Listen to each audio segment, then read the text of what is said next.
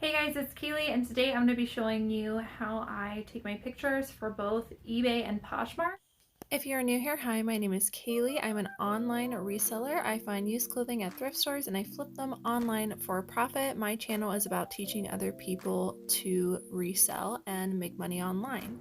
All the links that I mentioned in the video are down below in the description. You can click on the link tree down below and it will pop up my eBay and Poshmark closet if you're interested in viewing. Drop a comment down below if you have any questions or you just want to say hi. You can also send me a message over on Instagram.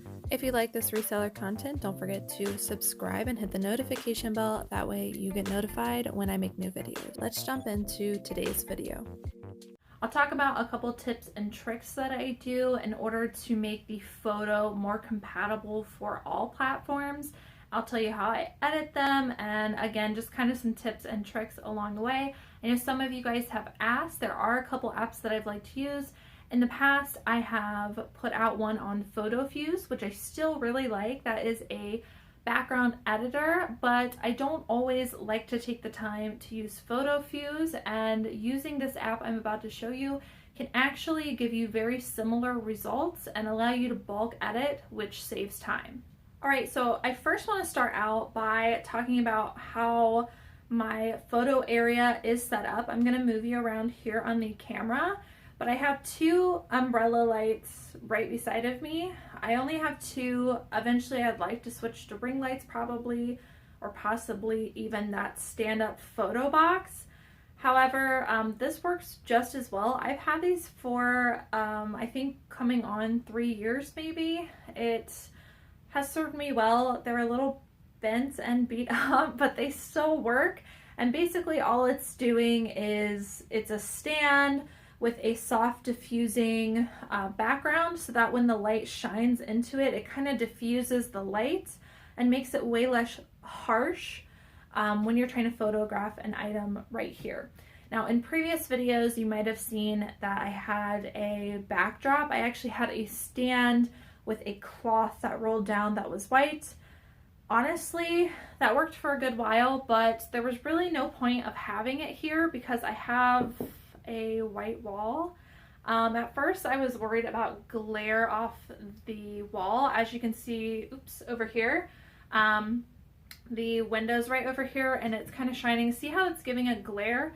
That was the main reason I was worried about using a wall, and it does give a little bit of glare, but not enough that I'm worried about it.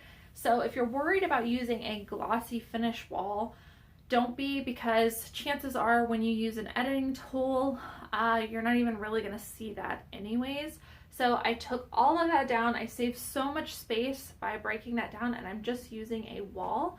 If you've got a white wall or an eggshell wall or some light colored wall, it would work pretty well. I definitely recommend bright white because in goal in mind, you want to get a white background. That is what Google says helps boost you in their search. So it can really help you in the search algorithm. Plus it's very clean and classic, and you can really allow your buyers to focus on the item versus the background or any other props. In addition to that, I have just a command hook. Those are down in my links down below. I just got a pack of them. They're also what I use over here to hang my purses. And so I just have a command hook on the wall. It's pretty strong. I put almost everything on hangers now, so I just come and hook it. I also have a half hanging mannequin. Let me go grab it real quick. So I have a male and a female version. It's just a half shell. The hooks are quite large, but they still fit on the command hook. So if I want to use those, I just do that. I used to use these all the time. I don't do that anymore unless I feel that the item really needs structure. But I still have these, and in case anybody was wondering, they do work with a command hook. So I'm just going to turn on both of these lights real quick so you can see the difference in brightness. Some people might also want to just do it with natural lighting. That works for a lot of people, and that's actually how I did it for a very long time. So if you don't have the money for lighting equipment, totally fine, just use natural lighting. For me, it got to a point where I had to get a lighting kit because I was working around my full-time management job, and so I wasn't getting home until after daylight. So I ended up needing to use these if I was going to continue my reselling business and eventually get out of my management job through reselling. So that is why I purchased these lights. So you can see it brightens this up quite a bit, and it allows me to do photos at any time of the day. But again, you know, don't think that you have to spend a ton of money. There are ways to get around it, and most people don't start with a lighting kit. In addition to that, I'm just gonna drop you down. You can see right underneath me, I have a rug. So besides it just being really what I would consider a cute rug to make my office look cute, it also serves to allow a backdrop for white or very light colored items. So for instance, if I was photographing something white on this wall, which we're actually going to do here in a minute, just for example purposes, white tends to get washed out by a white background. So I recommend using you know, a plain black or a plain dark blue, something dark behind your white or light colored items. For me, I don't know why it just dawned on me that I could just use my rug. So it makes it really convenient. If I have a white item, I'll usually only take my cover photo on the rug, but then I'll do everything else on here, but just have a cover photo to make that white pop. And so what I'll just do is I'll just lay the item flat and do a flat lay with that white item, and that's something I can show you here in a minute. I usually don't move my lights when I do that because with the editing apps and with the light already shining, it's enough to get the job done. Here behind me, I have my clothing rack, which you've seen in a lot of my thrift haul videos, and I have, I think I purchased like, I don't know, maybe 20 to 25 wood hangers, and then I did 10 matching wood hangers for pants. Those are both linked down in my description down below if you decide you want to use that. For me, again, there are many ways and different lighting setups and different ways people do their photos, but this is just how I do mine. I'm not going to get into all the different ways that you can do it. I'm just going to show you mine today, but right now, currently, I use wood hangers. They match. They look like this. I got them. I kept it very plain, but, you know, nice looking. I consider these to look pretty professional. One of the main reasons I got these ones is because they swivel. And I found that to be very convenient when using the clothing rack, and you might find it convenient as well. Again, links to those are down below. So I've got these hangers, and then I've got my rolling clothing rack literally right behind me, and it's rolling so I can move it to really any area of my office, but when I'm doing photographing, I just pull it kind of right here behind. That way I can just grab and go. I hang up all my items just like you see in the thrift hauls, and then I just take photos of the items, and as I'm going, after I've taken a photo one, I'll take it off the hanger, and then it actually goes into a bucket to get drafted. So I actually do my photos first before I do anything else, which I think, you know, might be different than a lot of people do. But for me, it works because some of the time I'm giving those to someone that helps me list, and those photos help identify which item is which so that they can just go to the already created draft, a very incomplete draft, but still a draft nonetheless, with photos attached, and then they just complete the draft from there. One reason I switched to doing this method, because I didn't used to do it this way, is because it really holds me accountable to get the photos done for my lister and for myself. But I feel like if that part of the work is already complete, then by the time I get it back from my lister, it's just basically ready to go live. Or if, you know, I'm doing listings myself, half of the work's already done. And for me, that's really encouraging. It also really helps me with my process from when I go to the thrift store and I pick it up, that I my goal is to immediately come home and then take off the tags. And as I'm taking off the tags and making sure it doesn't need lint rolled or it doesn't need steamed or anything like that, part of my process is getting home, taking off the tags, and as I'm taking off the tags, I am starting that draft into eBay. I start all my drafts on eBay. You could start them on Poshmark if you wanted. But while I do that, I fill in the custom SKU label and I say how much I paid for it. That way it's really fresh in my mind. I've had it in the past where I get home, I buy, you know, I have like 8 bags here, and then I go to actually list them when they've been sitting there for a week and I can't remember which color tag was on sale, and you got to go through and flip through receipts to try and figure it out. It really helps me if I do it that day. So process is to shop, come home, hopefully that same day right when I get home, get the drafts created with the custom SKUs, which tell me how much I paid for the item. Next step would be photographs, and then the final step would be to actually complete the draft, measurements, you know, weighing, shipping, all of that good stuff.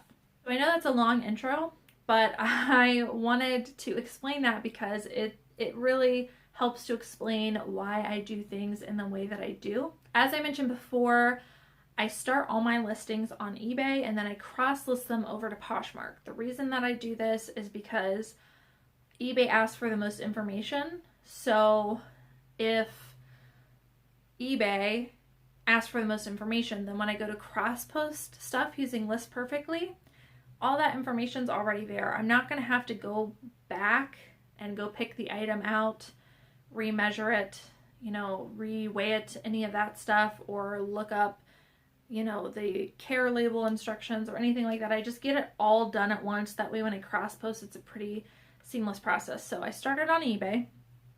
Knowing that I'm starting it on eBay and cross-listing on a Poshmark, I have to keep in mind the photos. So Poshmark does square photos. I used to take my photos in eBay just how the default phone setting was. So if you're taking a picture like this or like this, you're going to get a rectangle shaped photo if you just use your default settings on your phone. So it took some convincing on my own part because I really hate using square photos, or at least I used to. But once I forced myself to do that, it made cross-listing onto Poshmark so much easier. So the number one thing that we're going to do before we start our photos is we're going to change to square mode. You can do that by going to your camera and going to your settings and then go to picture size and then make sure that you are on the square mode. For my phone at least, once I change it, it saves it until I change it again the next time. So you're not having to go back and like constantly change to a square mode. So that's really helpful. The square mode pictures actually fit really nice on eBay. They look great on there. They look great on Poshmark. And then as far as other platforms go, most of them are in square mode. So it really helps to just go ahead and get that square mode done. That is a very long explanation of some of my processes and my lighting setup. Right now I have the clothing rack right behind me with, you know, a handful of items. I'm going to go ahead and photograph those. I will take a screen recorder on my phone so you can kind of see what that process looks like up close. And then I'll show you how I edit the photos in bulk, which is probably one of my favorite things to do. And then just from there, I would upload them onto the eBay drafts. So let's get started. Okay guys, so I'm just in camera mode. You can see here I have everything set up for being in square mode. We are going to just put the hanger on the wall here, and then we are just going to start taking pictures. So I always do a front photo just like this. This will end up being my cover photo. I go down and I usually show the sleeve. Sometimes I'll even pull the sleeve out like this. I try to get kind of a side profile here. Always get the tag. and then I flip it over and take the back photo. If there are any kind of extra details, I'd obviously take extra pictures of those. I'd get up really close.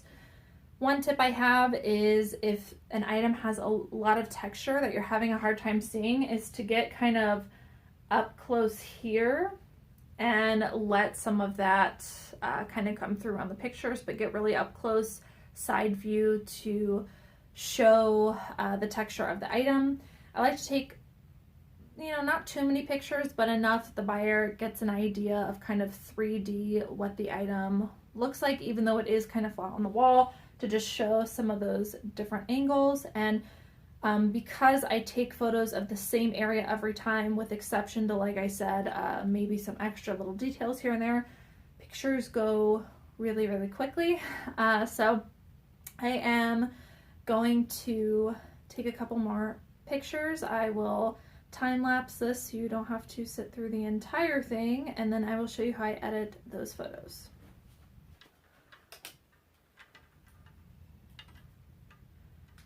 So one last time, we are going to take a picture of the tag. Usually tuck that in, and I make sure everything is centered. Step back, photo of the front, side. This is kind of why I get that side picture for the texture, so they can see the cable knit details. If there were any flaws, I would point those out, like I would point here and take a picture. Some people like to use pens. I just use my finger. If they don't like it, oh well. And now we'll speed it up.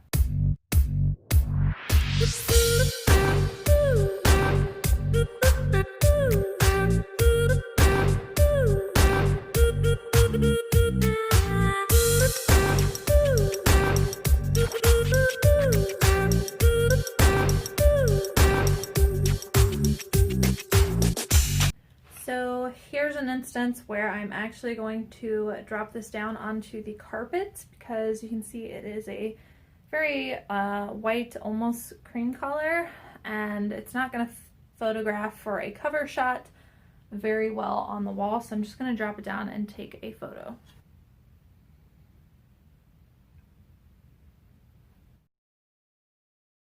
Okay guys, so hopefully you get the idea. You know, I try to keep it pretty consistent with the shots that I take.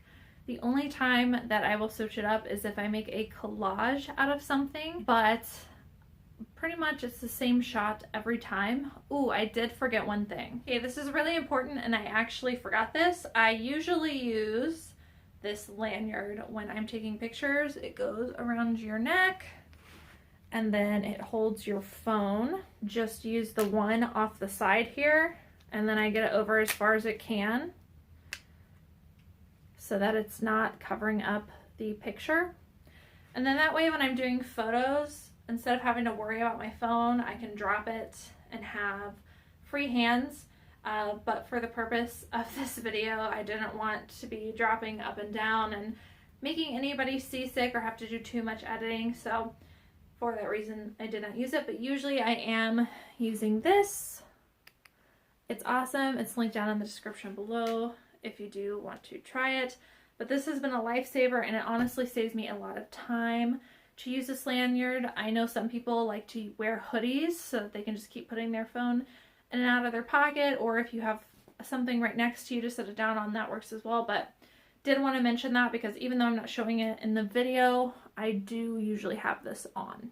Okay, so at this point we've taken all of our photos, and our photos are stored on the gallery on our phones. So we are going to select all of the ones that we want.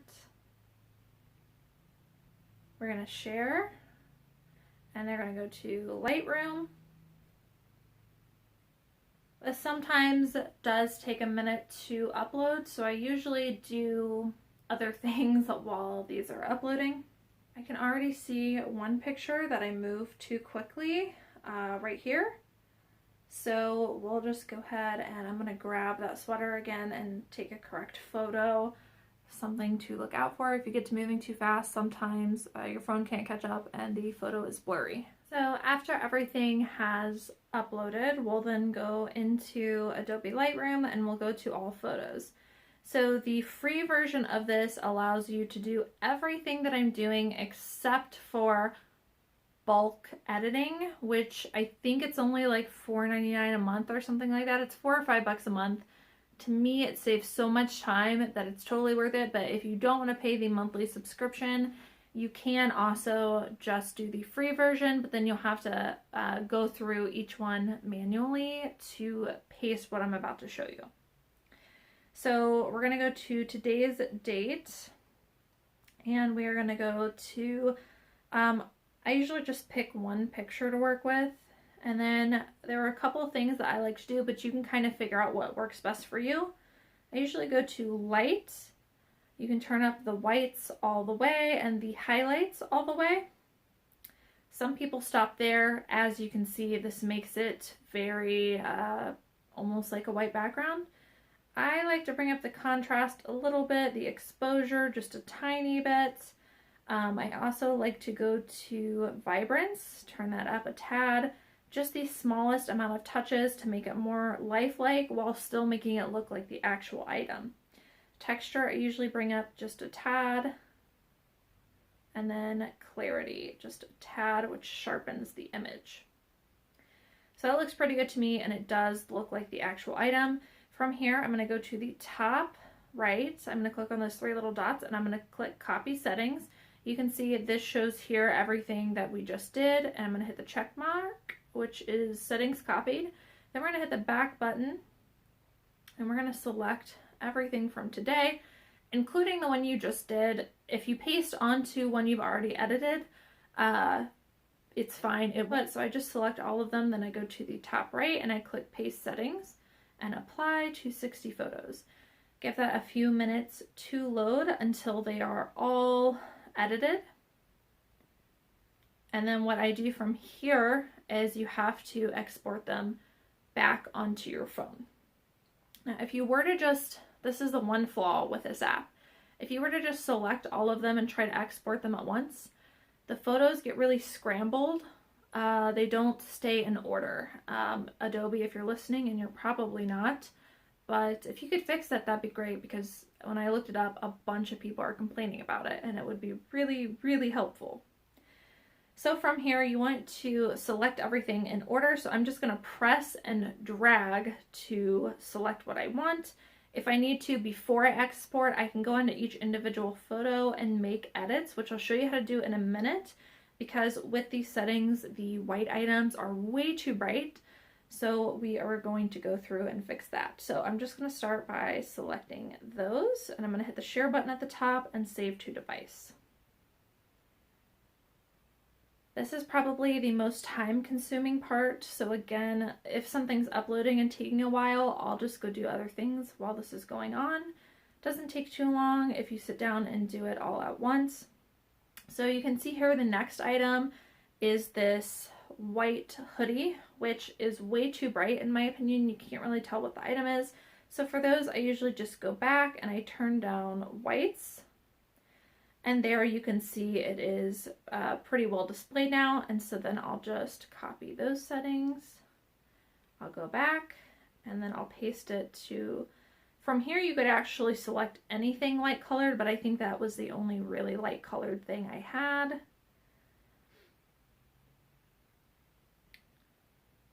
And so all those changes were applied, and I just want to check my cover photo. Let's turn that down just a little bit more. There we go. And every time you make a change, it saves it. So now I'll go ahead and export those. And again, guys, from here, you just are checking to make sure everything looks exactly the way you want it. If it's too bright, go to where you did the slider for bringing out the whites and just turn that down. That's what I'm finding is the most brightness. So turn that down if you need to. Otherwise, I just keep going. Again, you can select all of these and export, but I promise you it scrambles them, and it doesn't save you the time that you're wanting to save by doing that. Just do them in a grouping like this. Alright guys, so that is it for today's video. I hope that you guys enjoyed watching. I hope those of you that asked learned a little bit and that I answered your questions on what my process is for taking photos. That is how I'm getting the photos that I'm currently uploading onto all of my listings. Drop a comment down below. Let me know if you have any time-saving tips or anything that really makes the quality of your photos better. Let me know what equipment you guys are using down below. Thank you guys so much for watching, as always, and I will see you in the next one.